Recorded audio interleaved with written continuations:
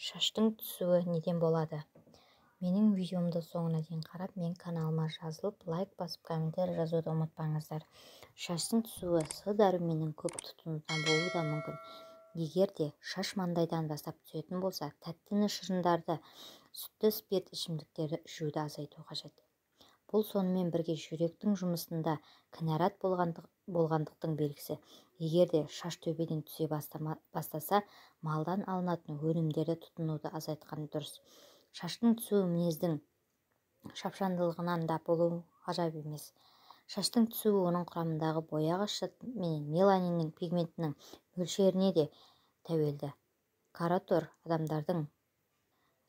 адамдардың шашында пигмент көп болады. Қоңыр сары шаштарда пигмент аздау. Ақ құба сары шаштыларда пигменті тіпті аз.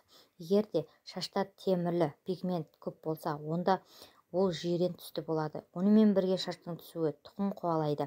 Адамның өмір бойы шашы түсіп, түлеп орнына жаңа шаштар шығып отырады. Шаштың толық түлеп, жаңа шашпен ауысып отыруына 1 айдан 3-4 жылға дейінгі уақыт керек. Дені сау адамның шашы айына 1 сантиметр өседі, ал денедегі түктер, қас пен кірпіктің өсі өте баяу. Жүйке жүйесі тұтықтап, адам шаршаса да, шашы қуан тартады, өнсізденіп түседі. Ағзадағы зат алмасу бұзылса, түрлі дәрумендер, микроэлементтер, минералды заттар жетіспесе, құрылысында созылмалы сырқат пайда болып, денсаулық нашарлап, шаш біршама өзгереді. Жасы ұлғайған адамның шашының ағаруы табиғи құбылыс. 35-40 жас аралығындағы шашқа ақ түсе, ол физиологиялық қалыпты өзгеріс болып саналады. Шаштың түсіп сиреуі көбінесе шашты дұрыс күте білмеуден де болады. Кейбіреулердің шашын жиі бояйтыны белгілі. Содан ол түссізденіп, шашы үнемі қатты байлап, өріп қою, бүгуди көп қолдану да шаштың түсуіне себеп. Негізінде шаштың бос тұрғаны дұрыс. Солай жасағанда шаш еркін өсіп жетіледі. Жасанды шашты, парикті басқа ұзақ қою де зиян болып табылады. Жасанды шашты ұзақ кесе, шаш түбіріндегі май бездерінің қызметі бұзыла бастайды. Сол себепті парикті 5-6 сағаттан кейін шешіп қою қажет. Оның астындағы шашты жиі жуып тұрады. Шашты үнемі ыстық немесе суық сумен жуу, ыстықта кептіру, кез келген бояу мен бояу да шаштың құрғап, жиі түсуіне әкеліп соқтырады.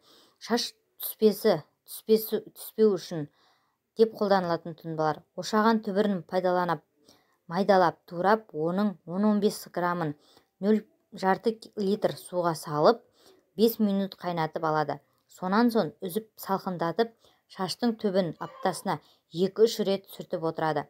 Бірдей мөлшердегі наструкция менен қалақай өсімдіктерін 60% спирт ерітіндісінен салып 10 күнге қояды. Сонынан сүзіп, таза ыдысқа құйып алады. Онымен 10-15 күн бойы шаштың түбін күн сайын сүртеді.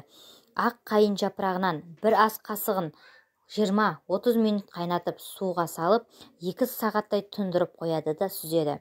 Тұндырманы шаштың жуған сайын басты сүртуге пайдаланады. 50 грамм томар дәріні церемица алып, 250 грамм спирт пен судың қосындысына салып қайнатады. Ұзақ қайнағаннан кейін сүзіп алады. Дайын тұндырманымен аптасына 2-3 рет кейін бір реттен шашты жуар алдында сүртіп отырады. Шаштың қалың әрі әдемі өсуі үшін шаш күтімін жасау қажет. Сондықтан мен каналыма жазылып, лайк басып, тіркеліп өтіңіз.